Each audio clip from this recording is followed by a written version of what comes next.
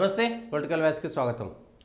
High court హైడ్రాకు సంబంధించినటువంటి అంశంపై తీవ్రమైనటువంటి ప్రశ్నల వర్షాన్ని ఆక్షేపాన్ని కూడా వ్యక్తం చేసింది. హైడ్రా అంటే కేవలం డిజాస్టర్ అంటే కూల్చివేతలు మాత్రమేనా? ఒక రోజు ముందుగా నోటీసులు ఇచ్చి తెల్లవారి కూల్చేయడంపై హైకోర్టు చాలా సీరియస్ అయింది.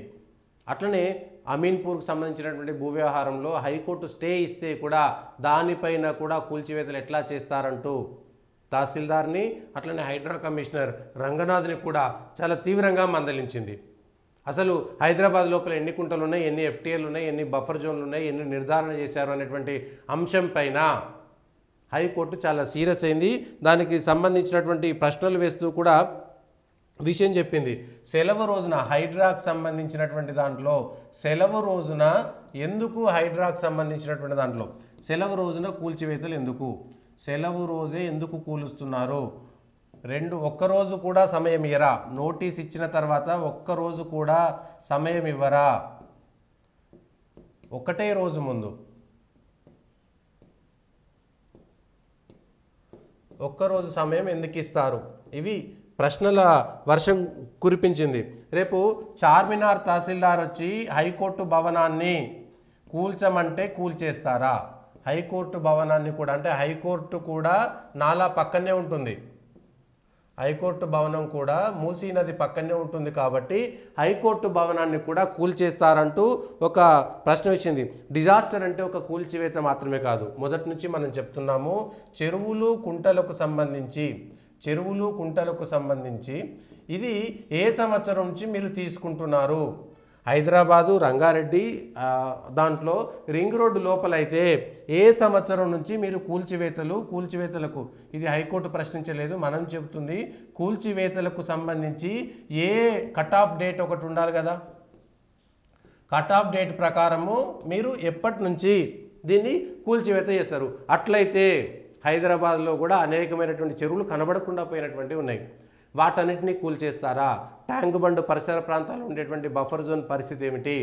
ఇవన్నీ కూడా పెద్ద ప్రశ్నలు మొదటి నుంచి వస్తున్నాయి. ఇక నివాసానికి సంబంధించినటువంటి అంశంలో కూడా ముందు అనుమతులకు సంబంధించినటువంటి అంశము, ఈ అనుమతులు ప్రభుత్వం ఇచ్చినటువంటి అనుమతులా కావా? ప్రభుత్వమే అనుమతులు ఇస్తే ఒక వ్యక్తి కష్టపడి 20, 30, 40 సంవత్సరాల పాటు రెక్కాడితే కానీ డొక్కాడనటువంటి అనేక మంది ప్రజలు, లేదా చిన్న చిన్న ఉద్యోగాలు చేసుకునేటువంటి వాళ్ళు, కొంత పెద్ద స్థాయి ఉద్యోగం చేసుకునేటువంటి వాళ్ళు, మధ్యతరగతి ప్రజలు, పేద ప్రజలకి ఇల్లు అంటే ఒక భావోద్వేగం. ఇల్లు కట్టి చూడు, పెళ్లి చేసి చూడని, ఒక ఇల్లు కట్టుకోవడానికి, ఒక పెళ్లి చేయడానికి చాలా పెద్ద తతంగం ఉంటుంది. ఒక ఇల్లు జీవితకాలంలో తన వారసులకు ఒక ఇల్లు కట్టివ్వాలనేటువంటి ఒక ఆలోచనతోటి, ఒక భావోద్వేగంతో తన జీవితాంతం కష్టపడుతుంటారు. అట్లాంటిది చిన్నదో పెద్దదో ఒక ఇల్లు అన్ని అనుమతులున్న చోట అవి ఏ ప్రభుత్వం అనుమతులు ఇచ్చినా సరే, గతంలో ఇచ్చింది ప్రభుత్వమే అనుమతులు ఇచ్చింది. ఆ ప్రభుత్వం తప్పు చేస్తే ఎవరిది తప్పు? ఇక్కడ అనుమతులు పొంది నిర్మాణాలు చేసుకున్నటువంటి వాళ్ళ తప్ప, లేకపోతే అనుమతులు ఇచ్చినటువంటి ప్రభుత్వానిది, ప్రభుత్వ అధికారుల తప్ప? అంటే ప్రభుత్వ అధికారులు ఆ రోజు అనుమతులు ఇచ్చారు, అక్కడ అనుమతులు ఇవ్వాల్సినటువంటి ఆవశ్యకత లేకపోయినా, అనుమతులు ఇచ్చేటువంటి అర్హత లేకపోయినా మీరు అనుమతులు ఇచ్చినారు అంటే ఎవరిది తప్పు? ఇక్కడ ప్రభుత్వానికి తప్పు, పరిపాలన చేయలేనటువంటి ప్రభుత్వాన్ని తప్పు, అధికారులపైన అజమాయిషీ చేయలేనటువంటి ప్రభుత్వాన్ని తప్పు. కానీ ఇక్కడ బలవుతున్నది మాత్రము ఎవరు? ఆక్రమణదారుడిగా అతన్ని పేరేస్తున్నారు. ఆక్రమణదారుడు అతనికి నిజంగా కూడా చెరువుల్లోనో కుంటల్లోనో ఏ అనుమతి లేకుండా పోయి అక్కడ ఇల్లు కడితేనో, లేదా ఏదైనా నివాసయోగ్యమైనదో గెస్ట్ హౌజో, లేకపోతే ఫామ్ హౌజో, ఏదైనా ఒక ఇల్లు ఏది కట్టినా సరే అనుమతులు లేనటువంటి వాళ్ళు మాత్రమే ఆక్రమణదారులు. కానీ అన్ని అనుమతులు ఉన్నటువంటి వాళ్ళు కూడా ఇవాళ సమాజంలో ఆక్రమణదారులుగా ఎందుకు పేరు పడాలి? వాళ్ళకి ఏం సంబంధం? అంతకుముందు 2-3 సార్లు చేతులు మారి రిజిస్ట్రేషన్ శాఖ రిజిస్ట్రేషన్ చేస్తుంది, మున్సిపల్ శాఖ అన్ని అనుమతులు ఇస్తుంది, మిగిలినటువంటి అన్ని శాఖలు అనుమతులు పొందిన తర్వాత అక్కడ రోడ్లు వేసి, ఇన్ఫ్రాస్ట్రక్చర్ వేసి, ప్రభుత్వానికి అక్కడ ట్యాక్స్ కట్టి, ప్రతి సంవత్సరము ఇంటి ట్యాక్స్, మిగిలినటువంటి అన్ని ట్యాక్సులు పొంది ప్రభుత్వానికి ఖజానాకు వస్తే ఇవాళ అక్కడ ఇండ్లు కట్టుకున్నటువంటి వాళ్ళు ఆక్రమణదారులుగా ఎందుకు పేరు తెచ్చుకోవాలి? వారు దురాక్రమణదారులుగా అక్కడ ఉన్నటువంటి సమాజంలో ఎందుకు చెడ్డ పేరు తెచ్చుకోవాలి? ఇది ప్రశ్న. ఇవాళ హైకోర్టు కూడా ఇట్లాంటి ప్రశ్నలే వేసింది. నిజంగా కూడా మళ్ళా చెరువులు కబ్జాలకు సంబంధించినటువంటి అంశంలో మేము ఎక్కడా కూడా కబ్జాలను కాపాడమని అంటలేదు, కబ్జాలను తొలగించమని చెప్తున్నాం. దానికి ఒక పద్ధతి ఉండాలి కదా. ఇక్కడ మొదటి నుంచి మనం చెప్తున్నది కూడా అదే పద్ధతి. ఏమిటి పద్ధతి అంటే కట్ ఆఫ్ డేట్ ఏంటి? కూల్చివేతలకు ఏ సంవత్సరం నుంచి ఆక్రమణ చేసిన దాన్ని మీరు ఆక్రమణదారుగా గుర్తిస్తారు? 5 ఏండ్ల, 10 ఏండ్ల, 15 ఏండ్ల, 20 ఏండ్ల అనేటువంటిది ఒక కట్ ఆఫ్ డేట్ పెట్టుకోండి. ఇప్పుడున్నటువంటి ప్రభుత్వం కొత్తగా వచ్చేటువంటి అనుమతులు ఇచ్చినటువంటి అనుమతులు కాకుండా ఆల్రెడీ నిర్మాణమైనటువంటివే, ఇంతకు పూర్వమే నిర్మాణమైనటువంటి అనేకమైనటువంటివి. గతంలో కేసీఆర్ సర్కార్ కూడా చెప్పింది 20,000 కట్టడాల దాకా, 26,000 29,000 లెక్కలు చెప్పింది. అందులో గవర్నమెంట్ బంగ్లాలు కూడా ఉన్నాయి, ప్రభుత్వ కార్యాలయాలు కూడా ఉన్నాయి, నివాసంగా ఉండేటువంటి అనేక మంది పేద మధ్యతరగతి వాళ్ళు కూడా ఉన్నారు. వీటన్నిటిని కూడా నిర్దాక్షిణ్యంగా వితౌట్ మెర్సీ మేము కూల్చివేస్తామని కేసీఆర్ చెప్పి వెనక్కి తగ్గినటువంటి విషయాన్ని గుర్తు చేసుకోవాలి. అయితే అక్కడ కేసీఆర్ అనామకుడు, అసమర్థుడు, రేవంత్ రెడ్డి సమర్థుడు అనేటువంటి విషయాలను మనం పోలికల ద్వారా చెప్పడం లేదు. కానీ హైడ్రాకు సంబంధించినటువంటి అంశంలో కేవలము గుడ్డెద్దు చేన్ల పడ్డట్టుగా పనిచేస్తుందనేటువంటి అంశాన్ని మొదటి నుంచి మనం చెప్తున్నాం. ఇవాళ కాంగ్రెస్ పార్టీకి సంబంధించినటువంటి వాళ్ళే వ్యతిరేకించేటువంటి పరిస్థితి వచ్చింది. సంగారెడ్డికి హైడ్రా రావద్దని జగ్గారెడ్డి చెప్తున్నారు. దానం నాగేందర్ పేద ప్రజల దగ్గర పోవడం తప్పని చెప్తున్నారు. పేద ప్రజల దగ్గర పోతే మేము ఊరుకోమని మీ పొత్తులో ఉన్నటువంటి పార్టీ కూనంనేని సాంబశివరావు చెప్తున్నారు. హైకోర్టు కూడా అదే చెప్తున్నది. మీరు కూల్చివేతలను ఏ ప్రాతిపదికన తీసుకుంటున్నారు? ఇవాళ సర్కార్ ఆ విషయంలో విఫలమైంది. కట్ ఆఫ్ డేట్ ఎక్కడా? ఎన్ని సంవత్సరాల దాన్ని కబ్జా అంటారు? ట్యాంకు బండి కింద 40 ఏళ్ల క్రితం 50 ఏళ్ల క్రితం కట్టినటువంటి ఇండ్లు కూడా ఉన్నాయి. అవి కూడా బఫర్ జోన్లోనో హైడ్రాలోకో లేకపోతే ఈ బఫర్ జోన్లో FTLలోకే వస్తుంటాయి. మరి వాటిని కబ్జాలు అంటారా కాదంటారా? ట్యాంకు బండికి వచ్చేటువంటి ఫీడర్ కెనాల్స్ ఉంటాయి. ఆ ఫీడర్ ఛానల్స్కి సంబంధించినటువంటి దగ్గర దేన్ని మనము కబ్జా అంటాము, దేన్ని మనం FTL జోన్లో ఉందంటాము? గతంలో PGR ఆ చెరువులో ఉన్నది ఐమాక్స్ కట్టిరు అనేటువంటి మాట, ఎన్టీఆర్ సమాధి కూడా దాన్ని కూడా అందులోనే కట్టారనేటువంటి మాట చెప్తున్నారు. సచివాలయం కూడా ట్యాంక్ బండ్ లోపల ఉందా బయట ఉందా అనేటువంటిది వీళ్ళ పెద్ద మీమాంస. BRK భవనం అంత కింద ఉన్నటువంటియో, మిగిలినటువంటి బోట్స్ క్లబ్బో ఇంకొకటో దాన్ని అభివృద్ధి కింద చూస్తామా, ఆక్రమణ కింద చూస్తామా? ఒక్కసారి దీనిపైన స్పష్టమైనటువంటి సమాధానం. ప్రభుత్వం యొక్క విధానం ఏమిటి? ప్రభుత్వ కట్టడాలకు అనుమతులు ఉంటే ఇబ్బంది లేదా? ప్రైవేట్ కట్టడాలకు అనుమతులున్నా కూడా ఇబ్బంది ఉందా? ఈ విషయం పైన కూడా స్పష్టత ఇవ్వాలి. ఇట్లా ప్రభుత్వము ఎటువంటి విధానపరమైనటువంటి నిర్ణయం తీసుకోకుండా, ప్రతిపక్షాలను సంప్రదించకుండా, ఆల్ పార్టీ మీటింగ్ పెట్టకుండా, అసెంబ్లీలో సమావేశం ఏర్పాటు చేయకుండా, ప్రజలకు చెప్పకుండా చేసినటువంటి దానిపైన ఇవాళ వ్యతిరేకత వస్తుంది. ఈ వ్యతిరేకత కూడా సొంత పార్టీ నుంచి కూడా వ్యతిరేకత వస్తుంది. కొంతమంది మాట్లాడుతున్నారు, కొంతమంది మాట్లాడలేకపోతున్నారు. మాట్లాడిన వాళ్ళపైన ఒక రకంగా, మాట్లాడినటువంటి వాళ్ళపైన కూడా ఇంకో రకంగా.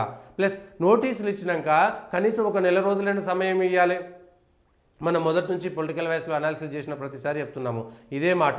ఎక్కడైనా సరే నోటీస్ ఇస్తే హైదరాబాద్లో ఇంకో ఇల్లు దొరకాలంటే, ఇంకో షాప్ దొరకాలంటే, ఇంకొక వేరే ఎక్కడైనా సరే కమర్షియల్ కాంప్లెక్స్ దొరకాలంటే ఇవాళ రాత్రి మీరు కూల్చేస్తుంటే రేపు పొద్దుగాల ఆయనకు దొరుకుతుందా? వెతుక్కోవాలి, అడ్వాన్స్లు ఇచ్చుకోవాలి, ఇక్కడ ఉన్నటువంటి వ్యవస్థను అక్కడికి షిఫ్ట్ చేసుకోవాలి. ఆ సమయం కూడా మీరు ఎందుకు ఇస్తలేరు? ఇదొక అంశము. మిగిలినవి పెద్దలను ఎందుకు ముట్టుకోవట్లేదు అనేటువంటి దానిపైన మీరు అనేకమైనటువంటి కారణాలు చెప్తుంటే ప్రజలకు నమ్మబుద్ధి అయితే లేదు. అది ఓవైసీ కాలేజ్ కావచ్చు, రాజేశ్వర రెడ్డిది కావచ్చు, పట్నం మహేందర్ రెడ్డిది కావచ్చు, లేకపోతే ఇంకెవరిదైనా మల్లారెడ్డిది కావచ్చు, కాంగ్రెస్ వాళ్ళదా, TRS వాళ్ళదా, బీజేపీ వాళ్ళదా పక్కన పెడితే మీరు వ్యవహరించే శైలిలో ఇవాళ అక్కడ విద్యార్థులు ఉన్నారు కాబట్టి మేము కూల్చేస్తులంటారు. ఆ విద్యార్థులకు ప్రత్యామ్నాయ ఏర్పాట్లు వాని సాగు వాడు వస్తాడు. మీకెందుకు మధ్యలా? వాడు ఇల్లు కట్టుకున్నప్పుడు దొంగతనంగా కట్టుకున్నాడు, చెరువు అది తెలిసి కట్టుకున్నాడు. వాడు అక్కడ 1000 మందో, 500 మందో, 2000 మందో విద్యార్థులు ఉంటే ప్రత్యామ్నాయ ఏర్పాట్లు చేసుకొని చదువులు చెప్తాడు. నువ్వు బిల్డింగ్ ఉండడానికి ఏంది? మరి ఇక్కడ ఇల్లు కూలగొడితే వాళ్ళకు ప్రత్యామ్నాయ ఏర్పాట్లకు ఏమైనా అవకాశం ఇచ్చిరా? అందులో బాలింతలు ఉన్నారు, లేకపోతే కడుపుతోటి ఉన్నటువంటి మహిళలు ఉన్నారు. వాళ్ళందరి పరిస్థితి ఏమిటి? గర్భిణీ స్త్రీలను కూడా ఎల్లగొట్టారు. చిన్న చిన్న పిల్లలు ఉన్నారు, వాళ్ళు కూడా స్కూల్కి పోతున్నారు. ఇవాళ అక్కడ స్కూల్ ఉందని అక్కడ వచ్చి జాయిన్ అయ్యారు. వాళ్ళు ఇంకో దగ్గరికి పోవాలంటే ఎక్కడికి పోతారు? ఇదొక అంశము. ఇంకొకటి మూసీకి సంబంధించినటువంటి దాంట్లో ఈ డబుల్ బెడ్రూమ్ సంబంధించినటువంటి ఇండ్లు మేము ఇస్తున్నాం అనేటువంటి మాట చెప్తే, ఎక్కడో చాదరఘాట్లో ఇండ్లలో పనిచేసుకునేటువంటి వాళ్ళు, చాదరఘాట్ ఏరియాలో ఉండేటువంటి వాళ్ళు ఎక్కడో చైతన్యపురి దగ్గర పోయి, లేకపోతే ఇంకెక్కడో బండ్లగూడ దగ్గర పోయి డబుల్ బెడ్రూమ్ ఇండ్లలో ఉంటారంటే, ఇక్కడ రోజువారీ కార్యక్రమాలు చేసుకొని చిన్న చిన్న పనులు చేసుకునేటువంటి వాళ్ళకు వాళ్ళు చేయదగ్గ పనులు అక్కడ దొరుకుతాయా? మళ్ళా వాళ్ళు అక్కడ పనులు దొరకకుండా ఉండాల్సినటువంటి పరిస్థితే కదా. దీనికి సమాధానం ఎవరు చెప్పాలి? ఎక్కడో ఉండా ఆ చుట్టుపక్కల వాళ్ళకి సంబంధించినటువంటి లైవ్లీహుడ్ దొరుకుతుంది. ఏదో కూలికి పోతారు, నాలికి పోతారు, ఇళ్ళల్లో పని చేసుకుంటారు, ఇంకొక పని చేస్తారు, అక్కడ నుంచి ఉద్యోగానికి పోతారు. ఆ ఏరియాలో ఉంటున్నారు కాబట్టి దగ్గర ఎక్కువ దూరం పోతే ఎక్కువ జీతం వచ్చినా ఎందుకులే దూరం పోడని దగ్గర ఉండేటువంటి ఏరియాలో ఒక పని చూసుకుంటారు. ఇప్పుడు అక్కడ నుంచి వాళ్ళు నిలగొడితే డబుల్ బెడ్రూమ్ల పేరు మీద ఎక్కడో 40 కిలోమీటర్ల అవతల పోయి వాళ్ళు ఉండమంటే వాళ్ళకు రోజువారీ పనులు ఎవరు చెప్పాలి? కూలీలు ఎక్కడ దొరకాలి? వాళ్ళకు డబ్బులు ఎవరు ఇవ్వాలి? ఉద్యోగం ఎవరు ఇవ్వాలి? ఇగో దీనికి సంబంధించినటువంటి అంశం పైన కూడా ప్రభుత్వం దగ్గర ఒక క్లారిటీ లేకపోవడంతో ప్రజల్లో వ్యతిరేకత వస్తున్నది. దాంతో అనుబంధం పెంచుకుంటారు. మీకు ఏ ప్రాజెక్టు నాగార్జున సాగర్ ప్రాజెక్టు కింద పోయినటువంటి వాళ్ళ కుటుంబాలు ఇప్పటికి ఉంటాయి. వాళ్ళ వ్యధం చూడండి. సోమశిల ప్రాజెక్టు కింద ఉన్నటువంటి వాళ్ళ ఇండ్లు పోతే మల్లన్న సాగర్ దగ్గరనో, కాళేశ్వరం దగ్గరనో, మిడ్మానేరు దగ్గరనో ఇవాళ కూడా మిడ్మానేరు ఎప్పుడైనా తేలితే ఆ పాత గ్రామస్తులందరూ కూడా ఆ ఊరికి పోయి అయ్యో నేడు పుట్టినా, ఈడ పెరిగినా, ఈడ అరుగుండే, ఈడ గుడి ఉండే, ఈడ బడి ఉండే, ఈడ మేము ఆటలు ఆడుకున్నాం, ఈడ పాటలు పాడుకున్నామని ఈ రోజుకి అక్కడ మునిగితే తేలిపోయినటువంటి ఇండ్ల దగ్గరికి, ఆ ఊర్ల దగ్గరికి ఆ ప్రజలు పోయి ఈ రోజుకు గుర్తు చేసుకొని బాధపడుతుంటారు. ఇగో అట్లాంటి అనుబంధం ఉంటుంది. వాటన్నిటినీ పరిగణలోకి తీసుకోవడంలో ప్రభుత్వం యొక్క సలహాదారులు విఫలమయ్యారా? ఇగో ఈ అంశం పైన రేవంత్ రెడ్డి సర్కారు ఎక్కడో దుందుడుకు చర్యనా, తొందరపాటు చర్యనా, లేదంటే మొదటిసారి కన్వెన్షన్ను పెద్దలకు సంబంధించినటువంటి గృహాలకు సంబంధించి లేకపోతే ఫామ్ హౌస్లో, గెస్ట్ హౌస్లో కూలగొడితే వచ్చినటువంటి జయజయకారాలు, వచ్చినటువంటి మద్దతు ఇవాళ అన్ని చోట్ల నుంచి వస్తుందనేటువంటిది వస్తే అట్లని అనుకుంటే అది పొరపాటు. ఒక్కటైనా సరే ముందస్తు జాగ్రత్తగా ప్రణాళిక ప్రకారంగా ఒక్క పని కూడా ఒక వ్యతిరేకత ఈరోజు మీరు మూట కట్టుకుంటున్నారు.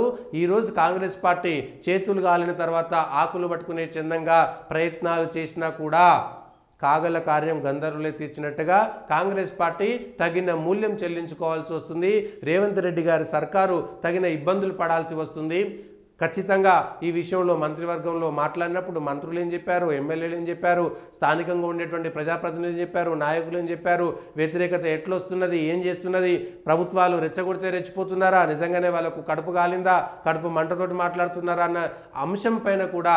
ఎందుకంటే గతంలో మల్లన్న సాగర్ వ్యవహారంలో అక్కడ ముంపులకు గురైతే కాంగ్రెస్ పార్టీ ధర్నాలు చేయలేదా? మిగిలినటువంటి వాళ్ళు ధర్నాలు చేయలేదా? ఆ రోజు మీరు ప్రతిపక్షంలో ఉన్నప్పుడు ధర్నాలు చేస్తేనేమో తప్పులేదు, కానీ వాళ్ళ మిగిలినటువంటి ప్రతిపక్షాలు ధర్నాలో వాళ్ళకు మద్దతు తెలపడాన్ని ఏ విధంగా మీరు ప్రశ్నిస్తారు? కాంగ్రెస్ పార్టీ గుండెలపై చేసుకొని ఒకసారి ఆలోచన చేసుకోవాలి. మీరు చేసేటువంటి కబ్జాలను తొలగించేటువంటి ప్రక్రియ ప్రతి ఒక్కరూ స్వాగతించదగ్గదే, కానీ చేసేటువంటి విధానము, పద్ధతి విషయంలోనే ఎక్కడో తేడా కొడుతున్నది. మరొక్కసారి ఆలోచన. అయితే ఇదే అంశంలో కాంగ్రెస్ పార్టీ ఒక వీడియో ప్రతిపక్షంలో ఉన్నప్పుడు, ఇప్పటి ముఖ్యమంత్రి రేవంత్ రెడ్డి గారు ప్రతిపక్షంలో ఉన్నప్పుడు మాటలు విందాం. ఇది వేరే వాళ్ళ వీడియో కాబట్టి మనం మాటలు విందాము. ఆ మాటలను ఒక్కసారి ఆ రోజు ఏం మాట్లాడిండో చూసి బేరీజ్ వేసుకుందాం. ఏంటనేటువంటి అంశం పైన ఒకసారి చూడండి. ఉన్న పలంగా రూపాయి జమేసి ఉద్యోగస్తులు 200 గజాలు 400 గజాల కట్టుకుంటే జేసీబీలు పెద్ద పెద్ద మిషన్లు తీసుకెళ్ళి పాపం నేలమట్టం చేసిండు. క్రిమినల్ వేస్ట్, ఇసుక, సిమెంట్, మిగతాయి చట్టంలో ఒకవేళ ఇర్రెగ్యులారిటీ జరిగినా రెగ్యులరైజ్ చేయడానికి చట్టంలో నిబంధన ఉంది. వాళ్ళేం దోపిడీ చేయలే, లేకపోతే వాళ్ళేం దేశద్రోహం చేయలే. వాళ్ళు అమాయకంగా కొనుక్కున్నారు, దాంట్లో కట్టుకున్నారు. ఒకవేళ అనుమతులు లేవనుకోండి, రెగ్యులరైజ్ చేయడానికి you have a certain rules and regulations. Criminal waste గా మొత్తం ఉన్న పలంగా నేలమట్టం చేయాల్సిన అవసరం ఉందా సార్? ఇలా గవర్నమెంట్ స్కీమ్స్ అనౌన్స్ చేస్తుంది. మీరు గవర్నమెంట్ ల్యాండ్స్ లో ఉంటే మీరు రెగ్యులరైజ్ చేయించుకోండి, మీరు బిల్డింగ్లు కట్టుకుంటే రెగ్యులరైజ్ చేయించుకోండి. ఇంకోటి, నువ్వు అయ్యప్ప సొసైటీ కాడికి ఒక ఫార్ములా ఇచ్చేది ఉండే, కట్ ఆఫ్ డేట్ ఇచ్చేది ఉండే. సో అయ్యప్ప సొసైటీలోనేమో నువ్వు అట్లా కూలగొట్టి ఎంఆర్ ప్రాపర్టీస్లు ఇవాళ కేవీపీ రామచంద్రరావు చుట్టాలు పెద్ద పెద్ద ప్యాలెస్లు కట్టుకుంటారు సార్. ఎందుకు కనీసం మున్సిపల్ పోయి అడిగే ధైర్యం చేయలేకపోతున్నారు అయ్యప్ప సొసైటీలో? ఇది రేవంత్ రెడ్డి గారు ప్రతిపక్షంలో ఉన్నప్పుడు మాట్లాడినటువంటి మాట. దీన్ని ఏ విధంగా మనం అప్పటికి ఇప్పటికీ మాటలో ఎందుకు తేడా ఉన్నది? ఆ రోజు మీరు ప్రతిపక్షంలో ఉన్నప్పుడు అప్పటి సర్కార్కి ఇచ్చినటువంటి సూచన ఈ రోజు ఉన్నటువంటి ప్రభుత్వంలో మీరే ఎందుకు మీకు మీరు పాటించలేకపోతున్నారు? ఆ రోజు అయ్యప్ప సొసైటీలో కూల్చివేతల్లో అనేకమైనటువంటి క్రిమినల్ వేస్ట్ అని మాట్లాడినటువంటి ఈరోజు మీరు కూలగొట్టినటువంటి దగ్గర ఇసుక వాడలేదా, సిమెంట్ వాడలేదా, సలాక వాడలేదా, స్టీల్ వాడలేదా, లేదంటే లేబర్ కాస్ట్ పోలేదా, పైసలు పోలేదా, సమయం వృధా కాలేదా? ఇవన్నిటికీ సంబంధించినటువంటి అంశంలో మీ మాటలు మీకే వస్తున్నాయి కదా.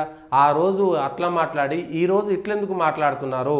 ఈ అంశం పైన కూడా స్పష్టత ఇవ్వాల్సింది స్వయంగా ముఖ్యమంత్రి గారే కదా. సో కాబట్టి ఇక్కడ అన్నిటికీ బాధ్యత వహించాల్సి వస్తే మళ్ళీ ముఖ్యమంత్రి గారి చుట్టే తిరుగుతుంది. తప్ప ఒప్ప చెరువులను కాపాడండి. కట్ ఆఫ్ డేట్ అనేటువంటి అంశంలో మనం కూడా అదే చెప్పినాం ఇంతసేపు. కూల్చివేతలకు సంబంధించి కట్ ఆఫ్ డేట్ అయితే 10 ఏండ్ల, 20 ఏండ్ల, 50 ఏండ్ల, 100 ఏండ్ల. 100 ఏండ్ల కిందకు పోతే ఎక్కడెక్కడ ఏ కట్టడాలు ఉండే అనేటువంటిది చరిత్రలో ఉన్నటువంటి దొరికిన కాడకైనా తీసుకురండి.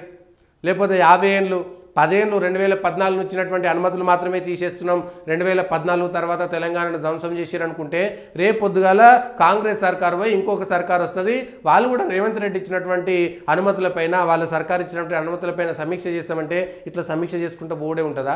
ఒక పద్ధతి పాడు ఉండదా అనేటువంటిది ప్రజల్లో వచ్చేటువంటి ఒక స్పష్టత ఇవ్వాల్సినటువంటి అంశం. అసలు ప్రభుత్వ భూముల్లో కట్టనే వద్దు, కట్టిన తర్వాత రెగ్యులరైజేషన్ అక్కరనే లేదు, గింత కూడా ఇంచు భూమైనా సరే, గజం భూమైనా సరే ప్రభుత్వ భూమి వచ్చిందంటే మేము వదిలిపెట్టమని ఒక పకడ్బందీ చట్టం తెచ్చి రేపు పొద్దుగాల ఏ ప్రభుత్వం వచ్చినా సరే దాన్ని తొలగించకుండా పటిష్టమైనటువంటి ఒక చట్టం తీసుకొచ్చి అప్పుడు మీరు తీసుకురండి. ఇక్కడ కాంగ్రెస్ పార్టీ ఫెయిల్ అవుతున్నది. కొత్తగా మీరు చట్టం తెచ్చిరా, ఈ రోజు మీరు ఇచ్చినటువంటి అనుమతుల విషయంలో ఎక్కడైనా కొత్త చట్టం తెచ్చి ఈ రోజు నుంచి ఫస్ట్ కాపాడతాం, తర్వాత ఒక్కొక్క సంవత్సరం వెనక్కి వెళ్ళి ఎక్కడైతే వీలైతే అక్కడ అన్ని చేస్తామనేటువంటి మాట చెప్పడంలో విఫలమయ్యారు. అందుకే మూసీ నదిలో కట్టుకున్నటువంటి పేద ప్రజల జోలికి వెళ్ళిన తర్వాత మీపై విమర్శలు కానీ వ్యతిరేకత కానీ మొదలైంది. దీనిపైన స్పష్టమైనటువంటి విధాన ప్రకటన, చట్టం యొక్క రూపకల్పన జరగాల్సినటువంటి ఆవశ్యకత ఎంతైనా ఉన్నది.